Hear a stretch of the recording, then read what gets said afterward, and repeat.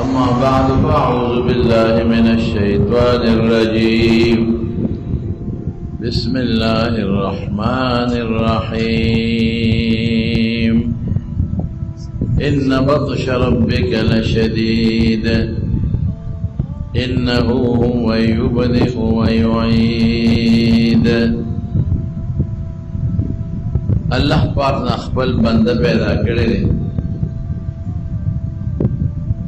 او پدې خپلو بندگانو الله د خپلو احساناتو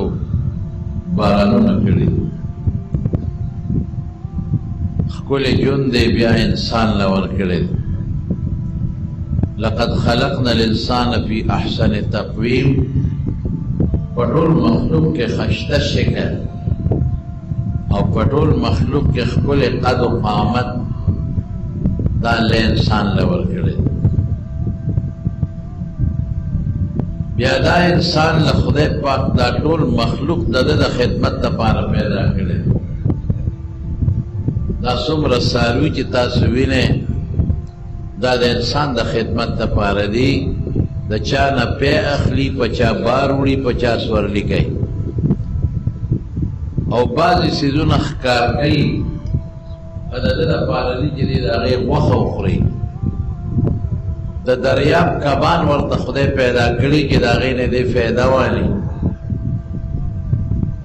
بعضې داسې څیزونه دي چې د هغې خوړل انسان له بنه دي لیکن هغې کې هم د انسان فایده ده. دا مچان یو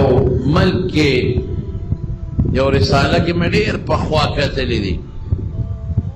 چې یو ملک و په د یورپ کې او هغې ډېرې زیاتې سپریګانې وکړه د مچانو دپاره چې مچ ختمه و.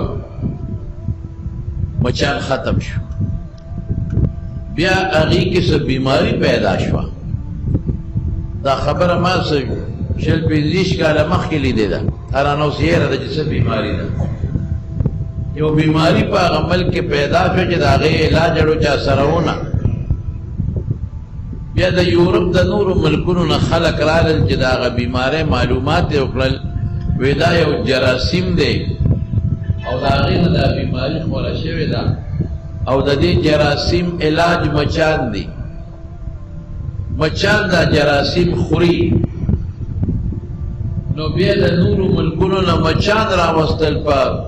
ګوتو کې او په څیزونو کې او په هغه ملک کې پرېښودل چې مچان خواره شو او بیماري ختمه شو. اوس خلک وایي مچ کې څه فایده ده؟ اصل موږ د یو طالب نه چا تپوس کړی وایي مچ کې څه فایده ده؟ وایي دا د متکبر د کبر علاج دی. که څونه کبرجن دي دا پوه د باندې دا مچ کیني او دی یې شړي. د یو مچ نه ځان نشي خلاصولی. لیکن مچ چې خدای څونه فایده یې ښودې ده. د دنیا جراثیم دي خدای پاک د هغې دپاره دا مچان پیدا کړي دي. هغه خوري ختموي. داسې خدای پاک محفوظ کړي. دا د هغه خوراک هر څیز کې خدای یو فایده یې ښودې ده او دا ټول څیزونه د انسان د فایدې دپاره دي. د انور ته وګوره، د سپومۍ ته وګوره، د ستورو ته وګوره، د ځمکې ته وګوره، د اوبو ته وګوره. د انسان الله ته ډېر زیات خوښ دی او بیا په انسان کې مسلمان ته خدای ډېر خوښ دی. خو چې کوم انسان د الله خوښ دی او الله ورسره ډېرې ښېګړې احسانونه کوي نو چې کله رواني وکړي نو بیا ورته قلم ښایي. لکه کوم بچې چې د یو پلار ډېر خوښي نو د هغه لږ رواني هم نشي برداشت کولی. چې لږ هم رواني وکړي ورته خبرې هم کوي او څپېړه هم ترې وباسي. ولې بچې تا له زه څه نه کوم؟ سهار نه مازدیګره پورې خو زه تا له منډې واخم، ترړې واخم، نوکري کوم، کاروبار کوم، ځمکه څه سوالونه دله کوم او تا له را پیدا کوم او ته بیا هم په هغې کې نخرې کې.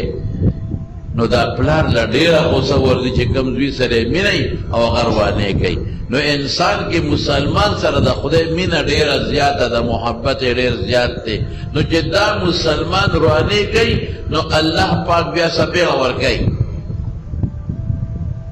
نو پکار دی چې بچي له څپېړه ورکړي دې سم شي، زوی له څپېړه ورکړي دې سم شي.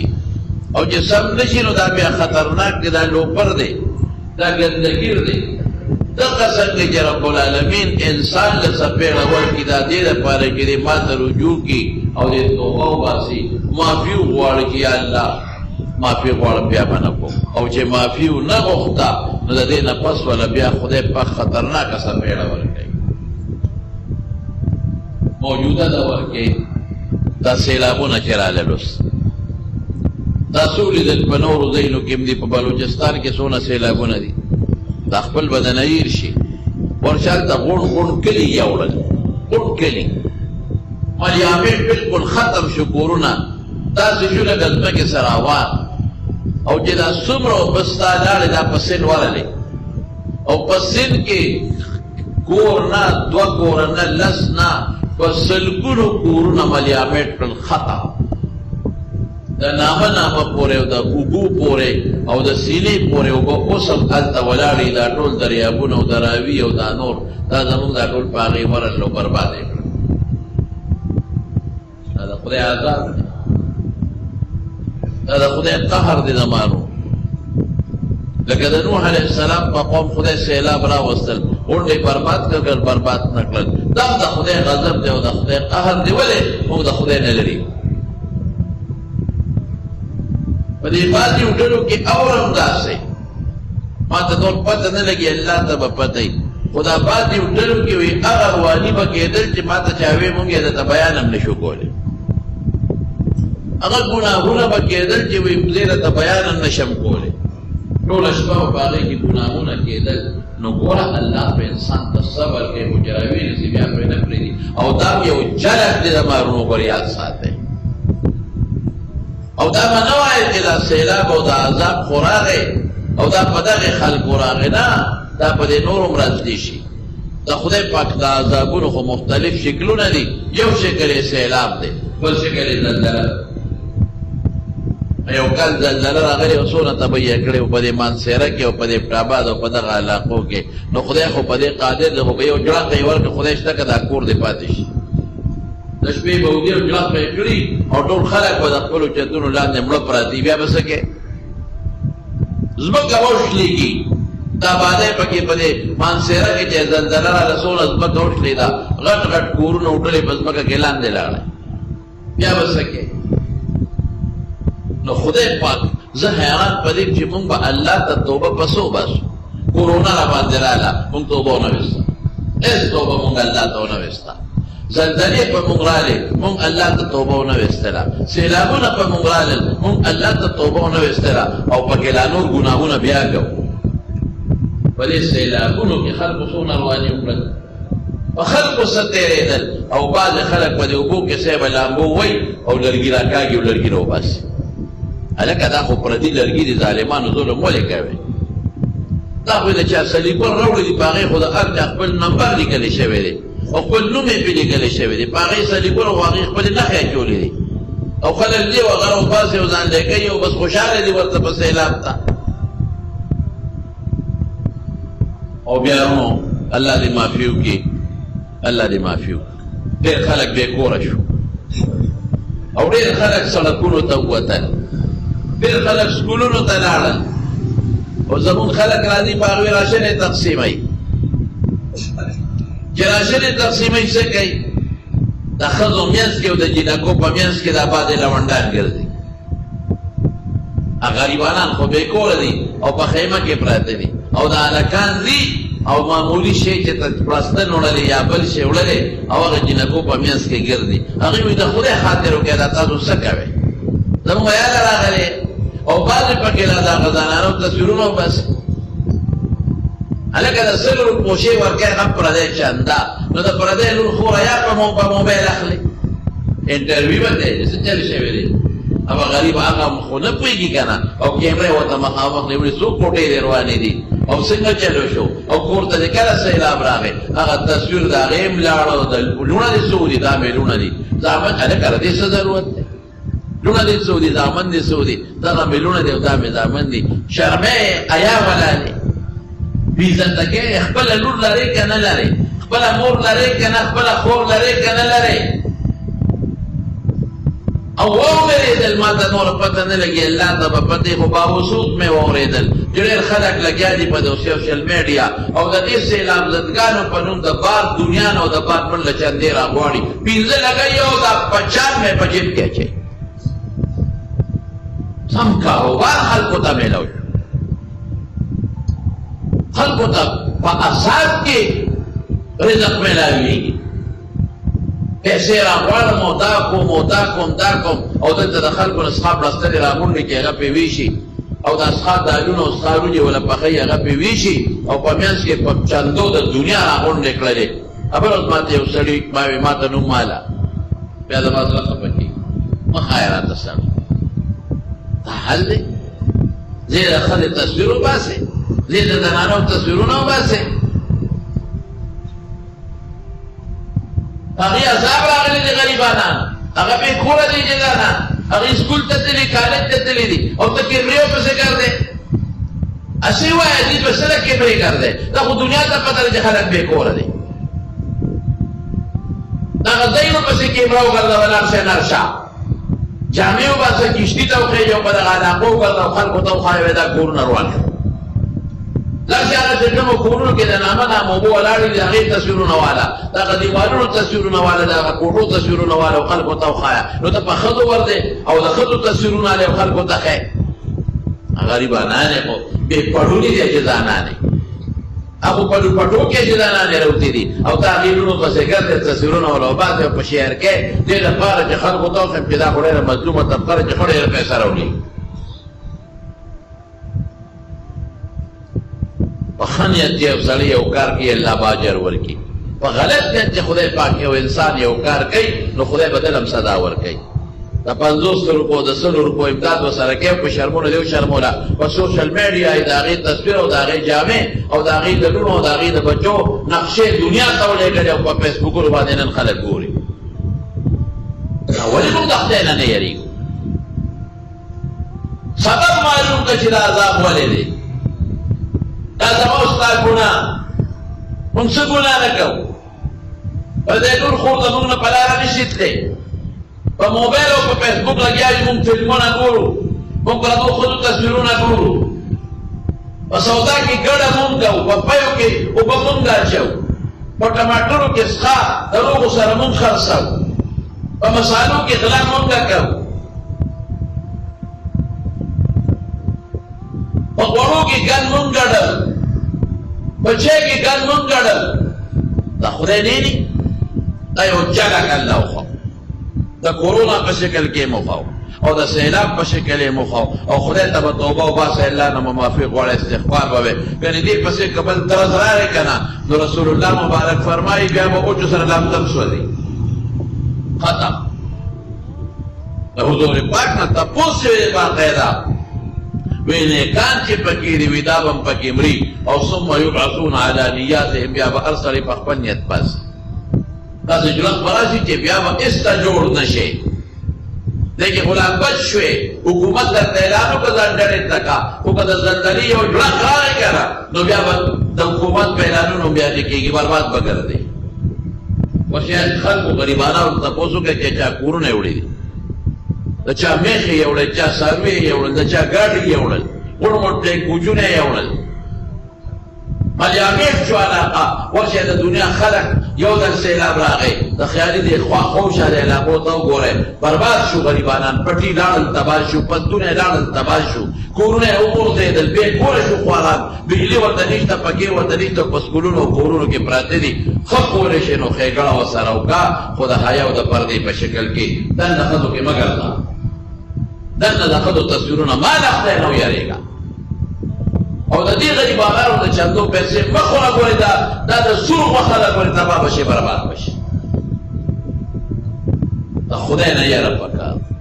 درته بیا ویم چې الله په مونږ مهربانه دی خو که مونږ سر ښکته کړو الله ته هم توبه وایسته مونږ په دې نه یېرېږو دې زلزلو کې چې کله هغه زلزلې راغلې ما ته یو سړي خبره کوله هغې نه هغه افټر شاکس ورته وایي دا وړې وړې زلزلې بیا دې غټې نه پس راځي چې غټه زلزله راشي هغې نه پس دا وړې وړې راځي دا کوټینۍ ډېرې مودې پورې دا وړې وړې زلزلې راځي وایي خلکو به چې وړه زلزله به راغلې په خدای یقین وکړه دا راته چا دوه درېو کسانو وي وایي خلک وخاندي چې بیا مې سکال راکړه چې بل براغې بیا به خلکو وخاندل چې بیا مسکال راکړه ما وې دې دل لکه د خدای مسکال درغې که نه نو پته به راته ولګي دا ولې موږ ټوکې کوو دا موږ سره پیسه شوې ده دا موږ سره دولت دی دا موږ د پیسې او دولت په نشه کې پاتې یو خدای شته که دا خدای پاک طاقت د یو ماشي طاقت د ټینګ شی خدای ته توبه وبس بس علاج یې دا دی عذاب چې راشي مسلمان له پکار دی چې خدای ته وجاړي او یا الله بیا ډېر مهربانه دی چې لږ دې خدای ته سر ټیټ کړه او خدای ته جړه وکړه نو رب العالمین دې بیا معاف کوي ګورئ د لوی ګناه خدای معاف کوي ابو الیاس سمرقندي رحمت الله علیه کتاب تنبیه الغافلین هغې کې واقع لیکلی ده یو سړی یو هلک و هغه به د مړي نه کفنونه ایستل د ته پخوا غریبي وه که نه زموږ په دې وطن کې هم پخوا د مشرانو نه مو اورېدلي کفنکش به ورته وي خلکو به مړی ښخ کړه چې سهار به ورغې نو مړی به کولو پروت و په قبر کې او کفن به د خلکو ایستې و غریبي و ډېره زیاته غریبي و جامې کم ځای موندلې کېدلې کفنکش و هغه هلک په مدینه شریفه کې یو جینۍ مړه شوه او دا هلک ورغی د شپې قبر یې وله معلوم کړ او چې د شپې سینګ ورغی هغه اوپره خاوره وه هغې ته یې ویستله او هغه جینۍ هم د مالدار کور وه هغې د قبر نه راویسته کفن یې ته ویسته او دې بدبخته بیا دا چل وکړه چې هغه جینۍ سره د مرګ نه پس بدفیلي م وکړه چې دغسې شپه ده او کفن مې پرې وسته او بدفیلي یې مو سره وکړله خو چې څنګه یې بدفیلي وکړله هغه جینۍ د دې مټه کلکه ونیوه الله په دې قادر دی ما درته حواله درکړه ابو الیاس سمرقندي رحمت الله علیه کې تنبیه الغافلین کې دا واقع لیکلی او د هلک ته ویې د خدای بدبخته ای د خدای بدبخته رسوا دې کړم بېعزته دې کړم ذلیله دې کړم یو خو دې نه جامې اوسې ظالمه دل توقه دې پرېښودم او بل دې په جنابت کې په لویه بېودسۍ کې دې مبتلا کړم د قیامت پر ورځ خلکو خپل مړي لمبولي دي نو پاک به پاسې او زه په 18,000 قامه کې بېودسه کړم او په لوی جنابت کې دې مبتلا کړم او پلي ته پاسم او بیا ورته وایي ته د قیامت ورځ ظالمه منې که نه منې حساب کتاب منې که نه منې تله د میزان هغه چې میزان تلې ته وایي هغه تله منې که نه منې د خدای حساب کتاب منې که نه منې مرګ منې که نه منې د خدای انصاف منې که نه منې ته څنګه انسان یې ته به نه مرې ته به د قیامت پر د الله ته مخې له نه ورځې ته د خدای پاک انصاف نه منې ظالمه قیامت پر ورځ به هر چا ته خپل عمل مخامخ شي دا منې که نه منې بېجابه دې کړم د خدای سپېره بېعزته دې کړم او بېعزتۍ سره دې په لویه بېودسۍ کې مبتلا کړم قیامت پر ورځ به زه پلي ته پاسم بس د هلک باندې اثر وشو کفن یې پرې واپس ور واچو ښخ یې کړه او راووته چې راغی اوس رسول الله مبارک زندګي د جمدی دی یو کس وایي ما له سفارش بل ته وایي ما د سفارش په قلار کې دا سفارش نه کېږي حضرت عمر فاروق رضی الله عنه ته وایي ته ما سفارش ستا سفارش نه کېږي په عرب کې دا خو د جرم د پاسه جرم کړی د خدای نیکبخته هم کفن وباسې پردی لور دې په شرمونو شرموله او بېعزته دې کړه دا دې څه وکړل دا نه کېږي حتی حضرت عمر یې په ژړا کړه ځان سره چې د هغه جینۍ خبرې ورته واورېدې چې هغه جینۍ ما ته دغه حضرت عمر په چغو چغو جاړي راغی رسول الله صلی الله علیه وسلم له الله رسوله ما یو ګناه کړې ده بس توبه وباسه الله به معاف کړي وینه زما ګناه ډېره لویه ګناه ده ډېره غټه ګناه مې کړې ده وایي شرک ته کړې دی وایي نه د شرک نه غټه ګناه ده مشرک خو چې توبه وباسي خدای به یې وبخي ما خو که توبه م وباسه ما نه بخي وایي ستا ګناه لویه ده که د ځمکه اسمانونه لوی دي وایي زما ګناه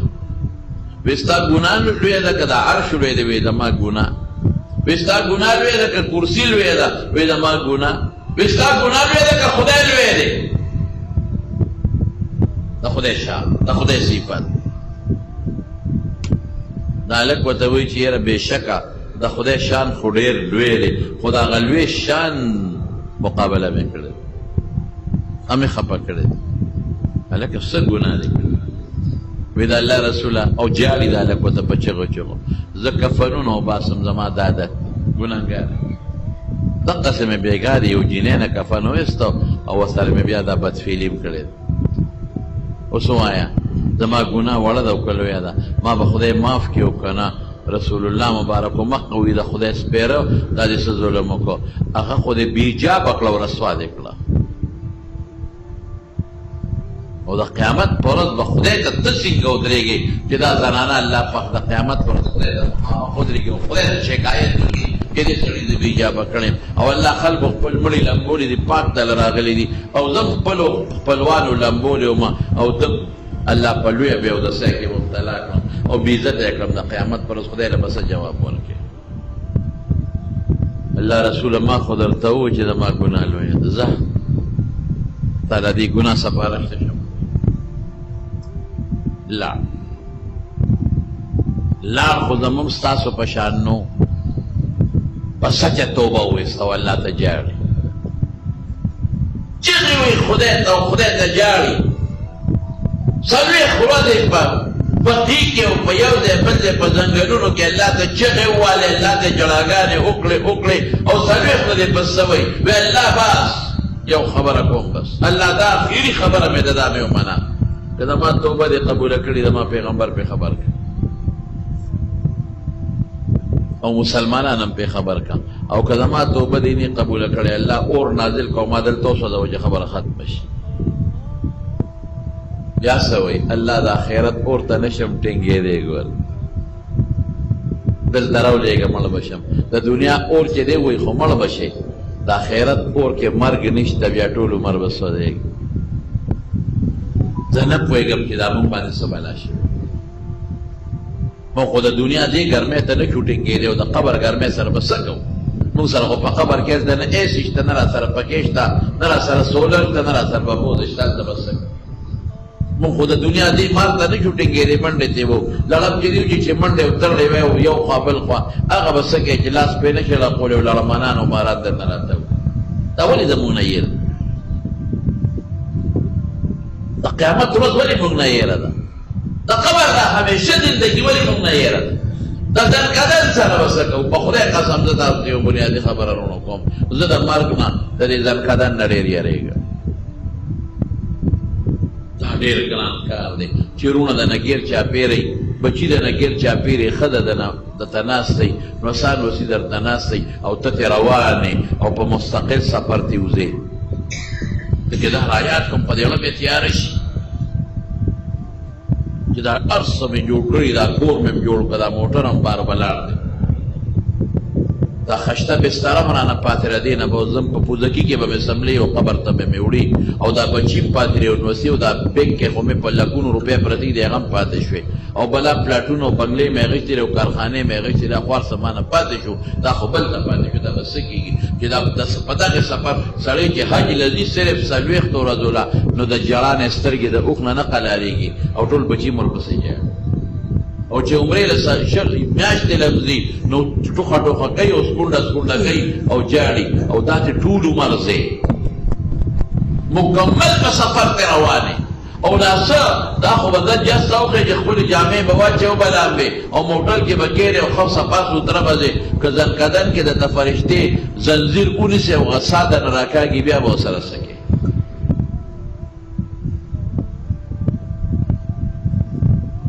او د اور په ټوکړه کې د هغه ساه بنده کي بیا به ورسره څه کوې بیا به څه کوو ډېر ګران کار دی په خدای باندې قسم یې ځنکدن چې دا ساه د نوځي او په تکلیف د نوځي بیا به څه کوې رسول الله مبارک فرمایي وی د بعض انسان نه دا ساه داسې وځي داسې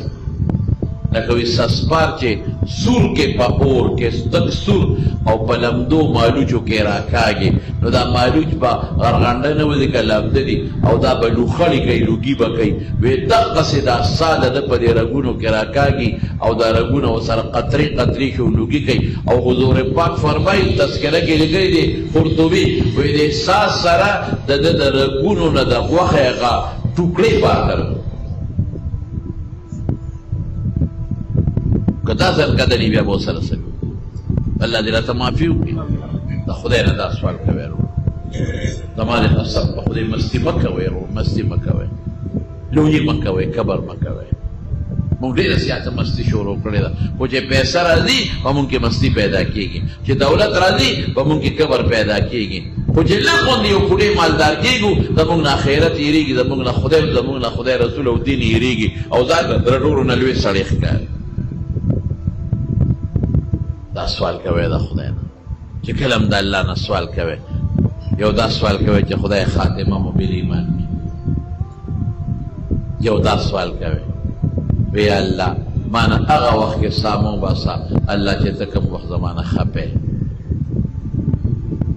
الله چې ته کله زمانه خوشحاله نو هغه ټیم زمانه سو باسه چې ته خپې او مانه سو باسه خدا زما تبعی ده بیا دا به څه کي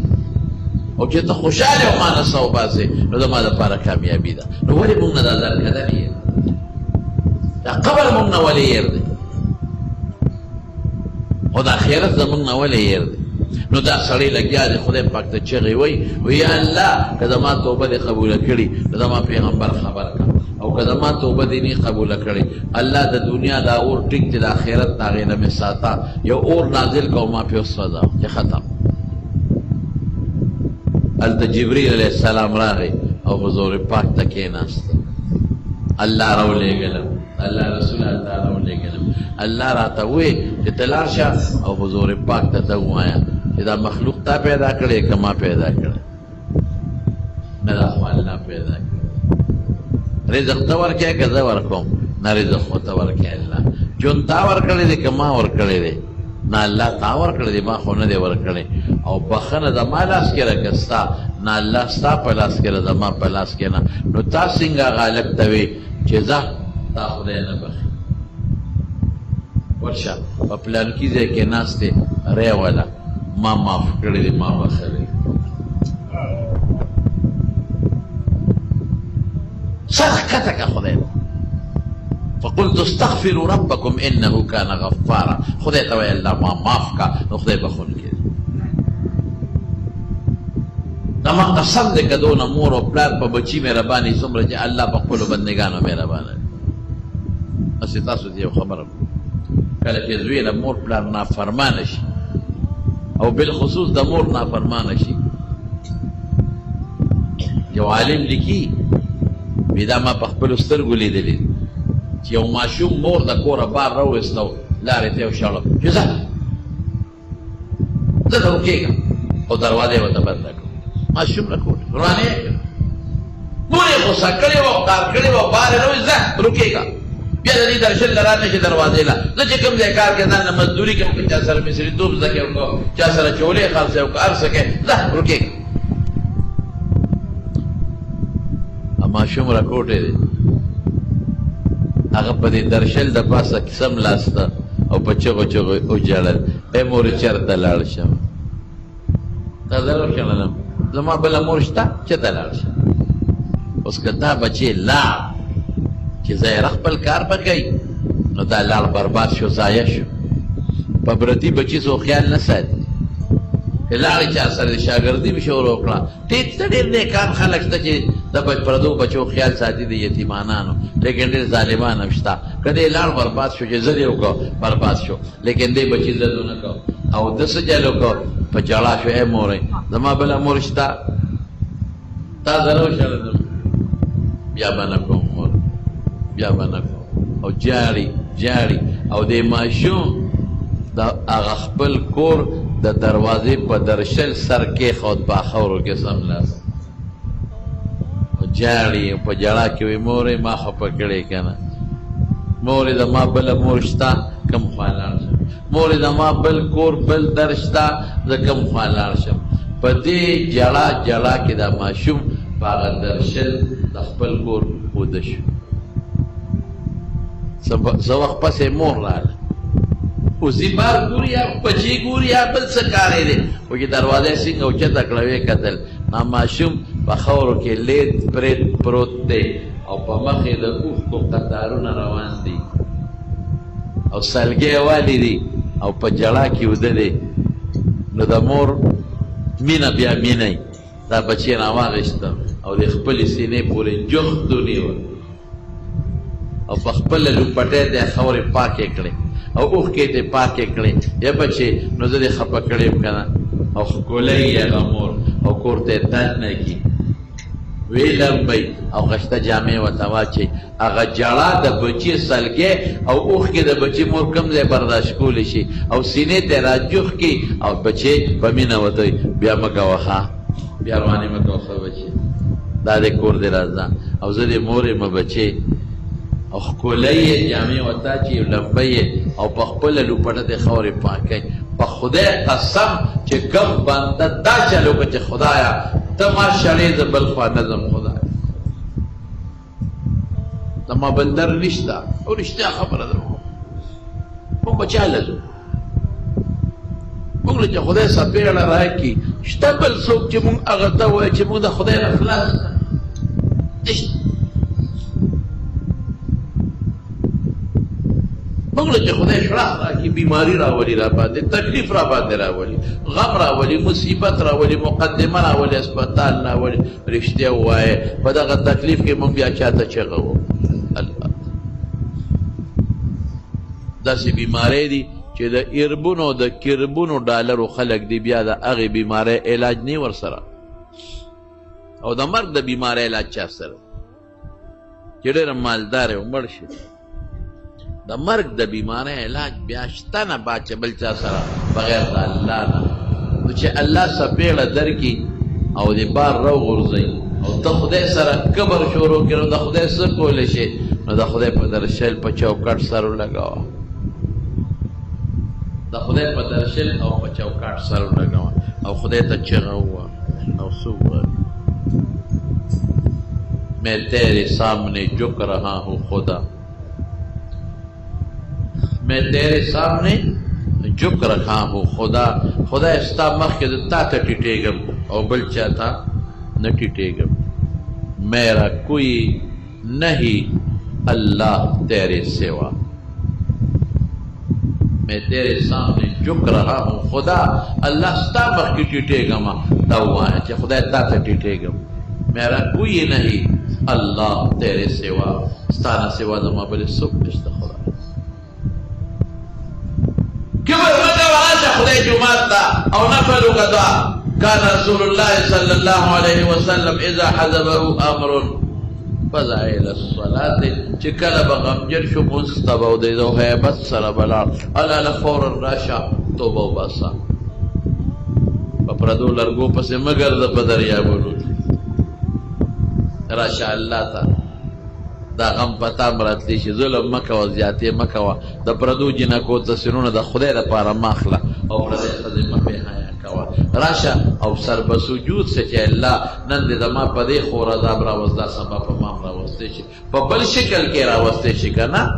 د مقدمې په شکل کې راوستی شي د اسپتال په شکل کې راوستی شي د بیماری په شکل کې راوستی شي د بچي د نیوو په شکل کې د ښځې د نیوو په شکل کې راوستی شي سبا دا بچي د نه خدای راونیسي بیا به څه کې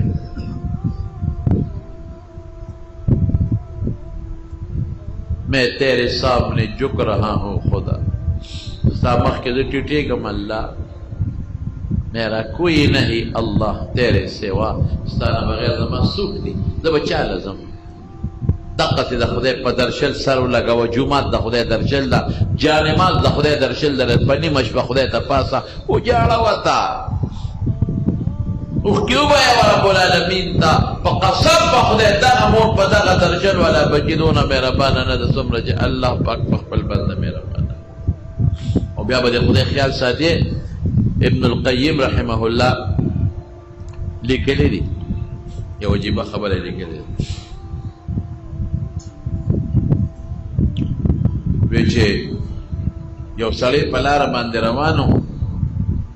یو ټوکړو والا لګیا دی او هغه څادر جوړوي نو که ستاسو خیال وي پخوا زمونږ په دې وطن کې هم بعضې خلکو دا څادرونه به یې جوړول په کډۍ باندې اوس هم جوړوي نو هغې کې تاروش لیږي تار نو چې تاروش لیږي نو هغې له بیا غوټه ورکوي تار له غوټه ورکوي نو دې د هغه بابا نه تپوس کوي وی بابا ته چې دا کډۍ کې دی کې دا تاروش لیږي دې سره څه کوې وی دا چې بچې وشلېږي او تار چې وشلېږي راکاږي خو بیا پکې سوړه پیدا کېږي نو د هغې له غوټه ورکړم نو بیا خپل کار شروع کړم وی دا غوټه بیا وځي که نه وځي دې بچې چې تر څو مې څادر نه جوړ کړی که نه او زما کړی چلېږي زما په هغه غوټه نظر وي چې دا بیا ونه خېږي چې دا ښه په تارونو کې جوخته کړم او ګیره کړم نو بیا ترې نظر خوا کړم خو تر څو چې دا ښه جوخته کړې ماني نو زما په نورو تارونو نظر نه په چا مې نظر وي په هغه غوټه مې نظر وي چې دا غوټه بیا ونه خېږي کمړه چې د خدای نه جدا شو که نه کمړه او د خدای ته جړه او فریاد وکړو او د خپل زړه د خدای سره غوټه که غوټه د خدای د رحمت سره نو د الله پاک په دغه غوټه خصوصي نظر چې یو ځل خدا بنده د ده کنیکشن زمانه شلېدلی دی د ده تار زمانه شلېدلی دی خو د هغه تار بیا ما سره غوټه کړې زما رحم سره نو د الله په هغه خصوصي نظر یې ګورئ څومره مهربانه الله موږ خفه کوو یو حدیث طبرانی معجم کبیر کې راغلی دی چې څوک یو ځل د زړه نه اواز وباسي الله الله الله ته آواز کوي یا الله الله آواز وکړي د یو ځل وی که نه الله دومره مهربانه دی چې الله پاک درې ځله تعالی آواز درکوي ولې بنده سوی ولې بنده ولې بنده دومره مهربانه خدای مونږ خفه کوو دومره مهربانه ذات مونږ خفه کوو او په څه خفه کېږي په دې څیزونو په دې ګناهونو خفه کېږي دا پکه خدای ظلم چا سره نه کوي ګوره لکن الظالم څنګه دی انفسهم یظلمون خلک ځان سره خپله زیاتېږي خدای پاک مخلوق سره ظلم سوال نه پیدا کړي خدای ظالم نه دی خدای ظلم نه کوي خو موږ د خدای نه ځان لرې کوو موږ الله خفه کوو چې موږ الله خفه کوو نو د الله څپېړه خو بیا زما د څپېړې په شانتې نه ده خو بیا مضبوطه څپېړه ده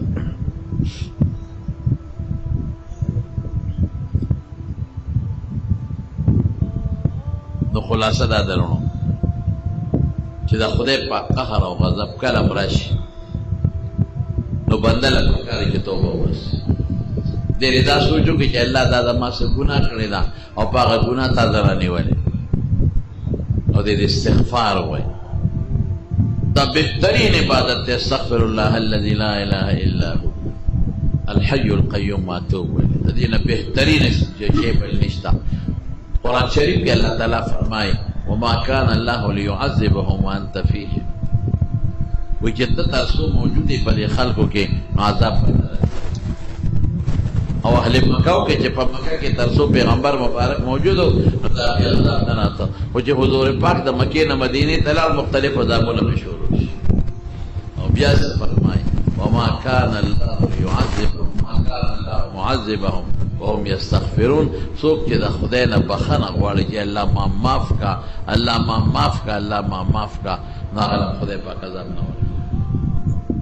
استغفار ډېر وایو استغفار ډېر پیدا شي رسول الله مبارک فرمایي انی استغفر الله كل يوم 100 مرة او فی روایت اکثر من 100 مرة زه روزانه 100 کرت استغفار ویم رسول الله مبارک فرمایي تاسو چې څومره یې دلته د استغفار یاد کې زده کې استغفر الله الذي لا اله الا هو الحي القيوم واتوب استغفر الله الذي لا اله الا هو الحي القيوم واتوب کدام نیت د خپل جمعه د امام نزد کې یو ټکی زده کولی شي نو استغفر الله بیا سوی استغفر الله الذي لا اله الا هو دا سبا یاد کا بلوز بلتکی دا استغفار روزانه سحر وقتی سل پیری استغفار وای ټول 15 منټه پې نه لګي 10 منټه پې نه لګي بسل وکړه نو 10 منټه کې ته د خدای نه الله په خوشحالي دا عذابونو نه بخلاصې او او د الله د مصیبتونو د فتنو نه بری خدای پاک محفوظ ساتي او حضور پاک استغفار ویلی نو چې څوک هم استغفار وي په هغه به د خدای عذاب نه راځي د قرآن وینا دا زده کې ټول ملګري دا زده کې استغفار زموږ علما خو یې 313 پیرې وایي 314 کې علما وایي دا کمال دی چې د بدر شرکا جو بدریین 314 او په دې انبیاءو کې یو خاص تعداد د رسولانو دی رسولان هم 314 او اصحاب طالوت چا چې د نهر نه تجاوز کړو او جالوت یې وجلو هم 314 او د مهدي سره د عیسی علیه السلام نه مخکې به مهدي راځي او مسلمانان به سره د مقام ابراهیم او د حجر اسود په میانس کې بیعت کوي هغه لومبي 314 دا 314 عدد لږ مبارک دی نو زمونږ د قادریې مبارکې په اسباقو کې 313 کرتی 314 نو که 314 ویلې شی خو ډېره ښه خبره ده او که 314 نه شی ویلې نو رسول الله مبارک وي سهار زه 100 کرته ویم دا ټول زنانو ته مو رسوي تاسو ته م ویم دا زده کې یاد کې استغفر الله الذي لا اله الا هو الحي القيوم واتوب الیه معنی څونه ښکلې ده استغفر الله الله نه معاف مطلب چې الله ما ته ټول ګناهونه کوم خدای الذي لا اله الا هو چې بغیر د نه بل خدای نشته الحي جمدید مرګ ولا نه راځي القیوم دا چې څومره نظام دی د دنیا د اسمانونو د فرشتو د کبانو د دې مخلوق دا ټول الله په لاس کې دی خدای نیولی څومره به الله په دې خوشحالېږي واتوب الیه او دې خدای ته د توبه وباسم د ګناه نه ورته مایل کېږم رجوع که دا نشي ویلي یو مختصر هم شته استغفر الله ربي من كل ذنب واتوب الیه استغفر الله ربي زما رب دی الله او داغه نه زه بخښنه غواړم من کل ذنب د هرې ګناه نه واتوب الی الله ته توبه وباسم الله ته رجوع کوم د ګناه نه چې خدای ما ته د ما دا ګناه معاف کړي که دا هم درته نه یاده دومره خو ویلې چې که نه چې استغفر الله استغفر الله استغفر الله دا خو درته یاد دا وایې خامخا ټول دوستان چې څومره یې یا زما واز څوک اورئ یا زنانو ته وښایه چې هغې وایي دا استغفر الله دا وایه دا ډېر فایدهمند نو بهر کې فرونو عذابونه د خدای پاک په مختلفو شکلونو کې راځي د موسی علیه السلام په قوم یې څه عذاب راوستی چې د خان به نازلېدل وینې پې خدای راوستی وې ټولې اوبه به د وینې وې وینو ډکې وې بونه خان پې خدای راوستی دا مختلف قسم عذابونه نو مونږ ته خدای ګورې 3 عذابونه وښول ښه د زلزلې یې پراته وښو سموده مخ د کورونا والا یې پراته وښو او د ډینګې ویرس یې پراته ښولی دی ډینګې ویرس ډینګې ماشي او دا دی بل پکې د سیلابونو په شکل کې راغی که مونږ توبه وباسله خدای ته او استغفار مې د الله نه معافي وغوښته نو الله به معاف کوي او که مونږ خدای ته توبه ونه ویسته او معافي مو نه غوښته نو د دې نه پس چې بیا کوم غرض یې ډېر خطرناک خدای مکه چې په هغې غرض کې مونږ د ایمان نه خلاص نه شو الله دې مې ایمان نصیب کړي دعا کوي بالخصوص د سیلابونو دپاره دعا کوي کومو علاقو کې چې دا سیلابونه راغلي دي او د کومو غریبانانو کورونه پکې پریوتې دي خدای پاک را دې نعم البدل والا ورکړي د دې کورونو جوړولو الله بندوبست وکړي او چې د چا پکې فصلونه برباد شوي دي سامانو داسې دي چې موږ کورونه د غریبانانو نه تللي دي چا ته پکې څه تکلیف میلاو شوی دی یا الله د هغې دا نه چې ګنې ټولو باندې عذاب دا ټول ګناهګارو په ټول عذاب یا عامي ګناه یو کې خو عذاب یا عام نو خدای پاک دې د هغې غریبانانو مل شي الله دې ولې د هغې بندوبست د خپلو غیبي خزانو نه وکړي او چې کوم مسلمانانو د دې جزانانو سره تعاون کړی دی ډېرو خلکو وله چای یوړې ډوډۍ ګانې وله یوړې روجې وله یوړې جامې وله یوړې خو چې چا هم دې سیلاب زدګانو سره مدد کړې وي خدای هغې له د هغې اجر په دواړه جهانه ورکړي او د نورو مالدارانو له خدای توفیق ورکړي چې د دې سیلاب زدګانو نور مدد وکړي خدای موږ د خپل قهر نه وساتي الله موږ د خپل غضب نه وساتي خدای موږ ستا قهر او غضب ته نه شو ټینګېدی الله زموږ ته حفاظت نصیب کړي خدای چې چا د څه پریشاني وي الله تا ته هم لاس نیولی دی زموږ بغیر ستا نه بل رب نشته ستا نه بغیر زموږ بل اسره نشته خدای بل به چا ته موږ لاس نیسو یا الله زموږ لاسونه او زموږ خوله د دې قابله نه ده چې تا نه پرې سوال وکړو یا الله چې چا د څه مشکلات دي ټینشنونه دي پریشانۍ دي خدای هغه له په خوشحالو باندې بدل او یا الله ته زموږ نه راضي شي بیمارانو له روغ صحتونه او شفا ورکړي قرضداران د قرضونو نه خلاص کړي ډېر دوستان دي ټیلیفونونه کوي او دعاګانې غواړي دعا ورته وکړئ چې خدای پاک یې دعاګانې قبولې کړي او خدای پاک چې څه پریشانۍ ورته دي هغه به وله په خوشحالو باندې بدل کړي برحمتک یا ارحم دا مونږه د جمع یو قاري صاحب روح الله قاري صاحب مونږ له منزله د دې قدیم آباد نه راځي د هغه والد صاحب وفات شوی زه مو د مخکې زه خو دې درسونو کې نو کله جنازې له لاړ نه شم دعا ورته وکړئ چې خدای پاک یې مغفرت نصیب کړي او الله پاک یې د آخرت خوشحالۍ نصیب کړي زما یو بل دوست دی یو ډاکټر صاحب دی د پېښور ریاض انور صاحب ډاکټر ریاض انور صاحب د هغه والد صاحب هم وفات شوی دی دعا کوي چې خدای مغفرت نصیب کړي الله د آخرت خوشحالۍ نصیب کړي او خدای ټولو وارثانو له صبر ورکړي برحمتک یا ارحم الراحمین شاه فیصل پلار الله دې مغفرت نصیب کړي او خدای پاک دې وبخي او الله دې وارثانو له صبر ورکړي الله دې ټولو بیمارانو له شفا ورکړي یو الګ بار ملتزي څه مشکلات دی الله دې مشکلات په خیر او خوشحالۍ بدل کړي ما بخیر د ګندي ایوب خان رو وفات شوی دی الله دې وبخي الله دې مغفرت نصیب کړي او الله دې ټولو وارثانو صبر ورکړي مشکلات دې ورکړي زموږ سره جمع یو ملګری دی رفیق صاحب کور والے بیماران دي دعا ورته وکړئ چې الله وله شفا ورکړي او الله وله روغ صحت نصیب دې قرضونه د ویزه کې څه مشکلات دي چاته چې څه مشکلات دي الله دې مشکلات په خیر بدل کړي دا یو ملګری وایدین او د امیر صدر جاری نوم دې بار ملک ته تللی دی هلته اکسیډنټ کړی دی او غریب بېهوشه دی دعا ورته وکړئ چې خدای پاک یې په هوش کې راولي لکه چې باري او بېهوشې مور پلارېدل چې ډېره ګرانه ده نو الله دې په هوش کې راولي او الله دې وله روغ صحت ورکړي برحمتک یا ارحم